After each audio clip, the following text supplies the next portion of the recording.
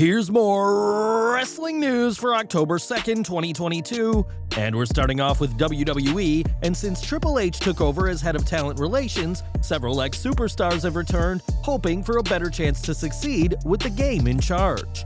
Candice LeRae is the most recent name to return, defeating Nikki ASH on this past Raw, but whose comeback nearly didn't happen. According to a new report from Dave Meltzer in the Wrestling Observer newsletter, there were a lot of people in AEW who fought for Candice to join the Jacksonville promotion. Despite wanting Candice to join, it's noted that when Johnny Gargano returned to WWE on the August 22nd Raw, Tony Khan knew that LeRae wasn't coming.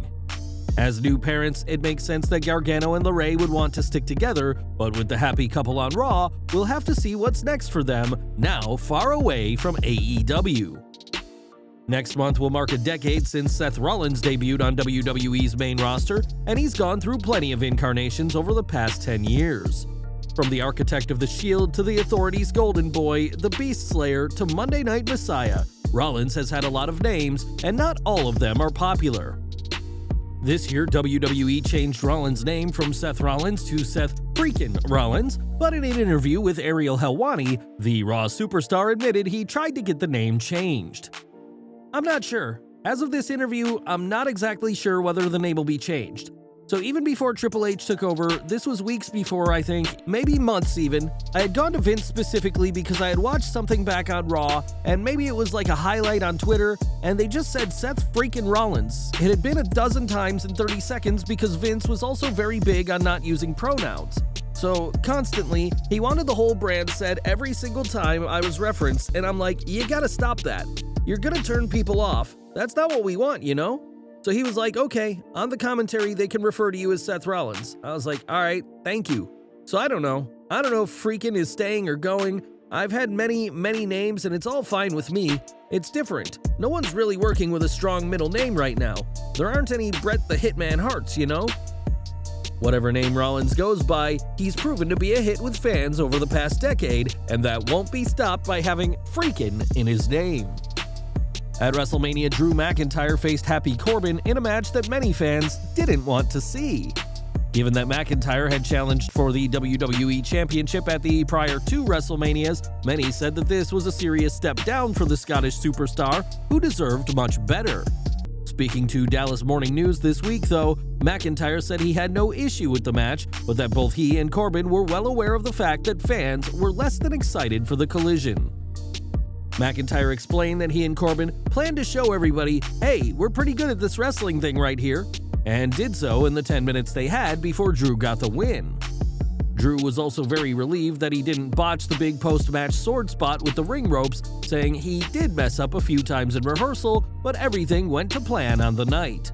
The former WWE champion also became the first person to kick out of Corbin's End of Days, and while it may not have been the match fans wanted, the two still shined on the biggest stage. At Clash at the Castle, Drew McIntyre gave Roman Reigns the fight of his life, but ultimately came up short against the undisputed WWE Universal Champion. McIntyre didn't win the title, but he did have a post-match moment with Tyson Fury, as the pair sang in the ring to send the crowd home happy. Speaking to My San Antonio, McIntyre recalled Fury serenading him with Don McLean's American Pie, but said the crowd were not digging it as it's not a song typically heard in the UK. Believing they were off the air, McIntyre said that's why he asked Fury to sing some Sweet Caroline before encouraging the crowd to sing along with Oasis's Don't Look Back in Anger.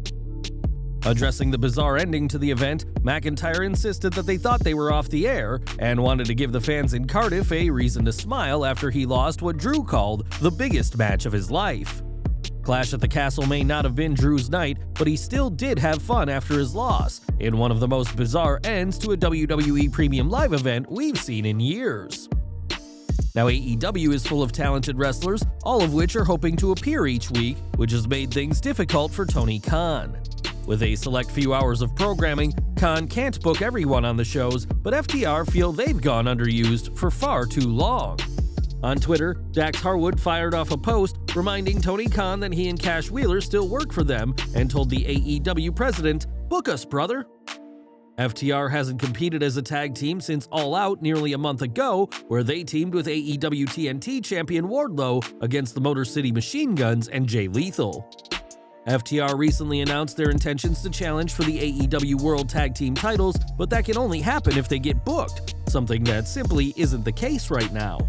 Now, years after working for WWE and being part of the downfall of WCW, Vince Russo joined TNA Wrestling, and the effect was immediate. As soon as Russo arrived, the number of bizarre gimmick matches went up, as fans saw everything from the electrified 6 sides of steel cage match to a blindfold match where the masks came off about 100,000 times. One thing fans saw much less of during the Russo era of TNA was Generation Me, and on his Something to Wrestle With podcast, Bruce Pritchard explained that Russo was no fan of the Real Life Brothers tag team. The Young Bucks, when they were in TNA Impact Wrestling, came to me and said, "We can make more on the independents."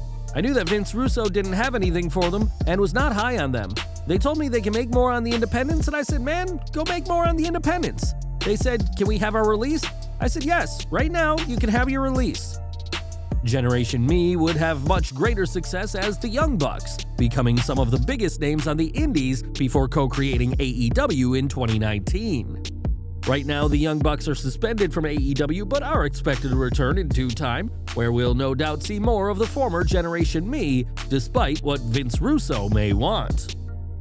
For 763 days, Roman Reigns has dominated WWE as world champion, destroying every opponent put in front of him. John Cena, Brock Lesnar, and Edge are just some of the names to fall to the Tribal Chief, but we may know who's next in line. At recent live events, AJ Styles has been headlining shows against Reigns, and according to Cageside Seats, there's a belief that the two could be heading towards an on-screen feud. In the past, WWE has used matches at live events to test the waters of an on-screen feud, and that could be the case once more. Reigns and Styles have feuded in the past, as it was mere months after AJ's 2016 debut that he took on the big dog for the WWE World Championship, but that was a much different Roman Reigns. Styles hasn't held a world championship in nearly 4 years, with his last reign ending in November 2018 to Daniel Bryan, but the Phenomenal One hopes to be the one to dethrone the head of the table. Now, Andrade El Idolo joined AEW last year, but despite coming in with a lot of buzz, he's yet to hold gold so far. In recent weeks, the former NXT champion has even teased leaving AEW, liking tweets suggesting that he's being wasted, and one tweet suggesting he'd do better back in WWE. Just a few days ago, Andrade began a Free El Idolo hashtag on Twitter and has now, yet again, teased an exit. On Twitter, a post seemingly from Andrade's assistant Jose thanked El Idolo for everything. The tweet even used Andrade's real name, Manuel, and Jose said he will stand with the former NXT champion in whatever choice you make next. Andrade's next match will come on next week's Rampage, where he will face Preston 10 Vance in a career versus mask match in what will be a monumental bout, and perhaps Andrade's last in AEW.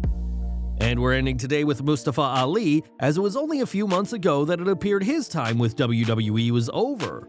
Ali had publicly announced his desire to leave WWE, which was refused by then CEO Vince McMahon, and at the time, some feared Ali would be spending the rest of his contract sat at home. That didn't happen, as Ali has since returned to TV, but he's not stopping with his comments about the company. On Twitter, Ali responded to a fan asking why WWE doesn't go all in on the superstar, and said that he knows why and will knock that shit down. Ali has been a lot more tougher on social media as of late, with his bio reading that he'll call out hoe behavior, which in this case seems to be WWE's booking. Though he did have a little push earlier this year, culminating in a US title opportunity, it's been months since Ali did something significant on TV, and the former Retribution leader is getting tired of waiting around. Well guys, that's our news for today. Please share your comments below. Also hit the like button, subscribe to our channel, and hit the bell icon to receive all notifications. And as always, thanks for watching.